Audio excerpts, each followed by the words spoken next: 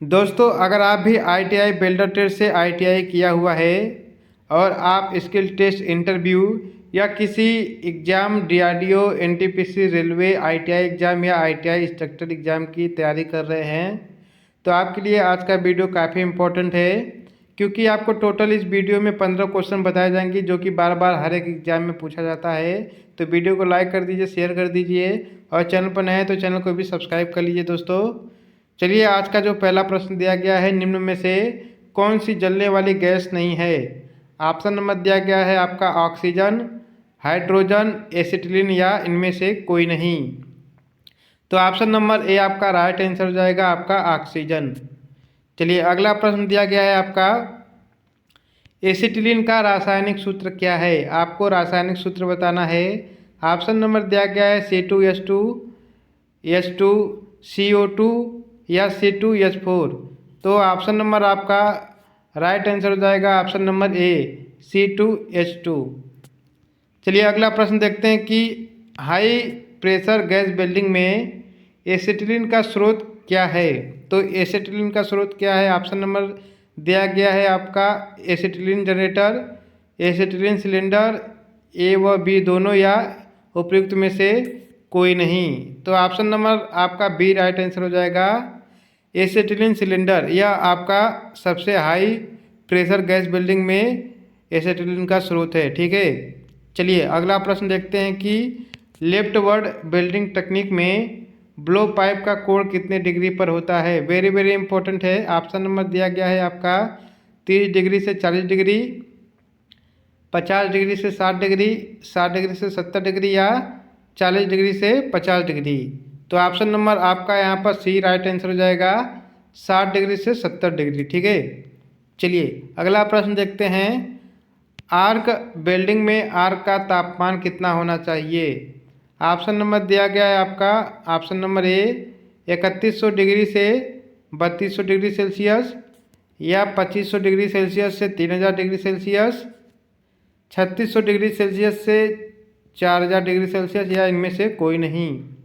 तो इसका जो राइट आंसर हो जाएगा आपका option number C right answer हो जाएगा, 3600 डिग्री सेल्सियस से 4000 डिग्री सेल्सियस तक। कहीं कहीं दोस्तों आपका 3400 डिग्री सेल्सियस से 3600 डिग्री सेल्सियस भी देता है। ठीक है, तो ऐसे में आपका ये राइट आंसर हो जाएगा। चलिए अगला प्रश्न देखते हैं। वेल्डिंग में आने वाला वह कौन सा दोष है जिसमें वेल्ड धातु होने के बाद धातु में टेढ़ापन आ जाता है। ठीक है, ऑप्शन नंबर दिया गया है डिस्टार्शन, अंडरकट, क्रैक या स्लेज इंक्लूजन। तो ऑप्शन नंबर आपका यहाँ पर ए राइट आंसर हो जाएगा, आपका डिस्ट्रैक्शन। ठीक है, डिस्टॉर्शन आपका राइट आंसर हो जाएगा, क्योंकि अगर हम जब दो पार्ट को जोड़ते हैं तो उसमें थोड़ा बहुत डिस्टॉर्शन आता है। ठीक है, उसे रोकने के लिए कई तरीके होते हैं। ठीक है, चलिए अगला प्रश्न है।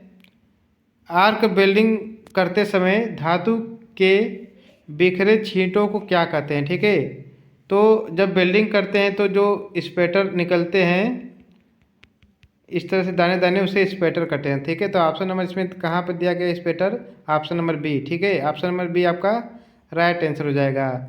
जब भी आपका वेल्डिंग में छींटे या वेल्डिंग कड़ पूछे तो आपका यह स्पैटर ही होगा। ठीक है, चलिए अगला प्रश्न है कि निम्न में से कौन सा पेनिट्रेशन में कमी का कारण है। ठीक है, पेनिट्रेशन मतलब जो बच्चे हमारी वीडियो रेगुलर देखते होंगे उनको पता होगा, मैंने पेनिट्रेशन के बारे में बताया भी है। पेनिट्रेशन में कमी का कारण क्या है। ठीक है, तो ऑप्शन नंबर दिया गया लो करेंट, हाई करेंट, कम वेल्डिंग स्पीड या उपयुक्त में से कोई नहीं। तो ऑप्शन नंबर आपका यहाँ पर ए राइट आंसर हो जाएगा, लो करेंट। ठीक है, चलिए अगला प्रश्न दिया गया कि आर्क ब्लो का दोष किस वेल्डिंग मशीन में आता है। ऑप्शन नंबर दिया गया एसी, डीसी, एसी या डीसी दोनों में या उपयुक्त में से कोई नहीं। तो ऑप्शन नंबर आपका यहाँ पर बी राइट आंसर हो जाएगा, डीसी वेल्डिंग। ठीक है, चलिए अगला प्रश्न देखते हैं। सीमलेस पाइप बनाए जाते हैं। ऑप्शन नंबर दिया गया है आपका ढलाई करके, प्रेसिंग व रोलिंग करके, वेल्डिंग करके या बेडिंग करके। ठीक है, तो इनमें से आपका राइट आंसर हो जाएगा ऑप्शन नंबर बी, प्रेसिंग व रोलिंग करके। ठीक है, चलिए अगला प्रश्न दिया गया है आपका, किस प्रकार की वेल्डिंग मशीन में पोलैरिटी का चुनाव किया जा सकता है। ऑप्शन नंबर दिया गया है एसी, डीसी, एसी व डीसी दोनों में, या उपयुक्त में से कोई नहीं। तो ऑप्शन नंबर आपका बी राइट आंसर हो जाएगा, डीसी।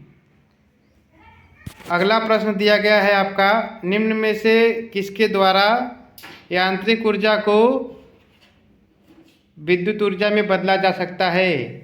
ऑप्शन नंबर दिया गया है आपका रेक्टिफायर, ट्रांसफार्मर, जनरेटर या विद्युत मोटर। तो राइट आंसर हो जाएगा आपका ऑप्शन नंबर सी, जनरेटर। अगला प्रश्न दिया गया है कि ऊष्मा ऊर्जा को विद्युत ऊर्जा में बदलने का सूत्र क्या है। ऑप्शन नंबर दिया गया है एच बराबर आई स्क्वायर आर टी, एच बराबर I dot R T, H बराबर 1/RT या एच बराबर RT बाई आई।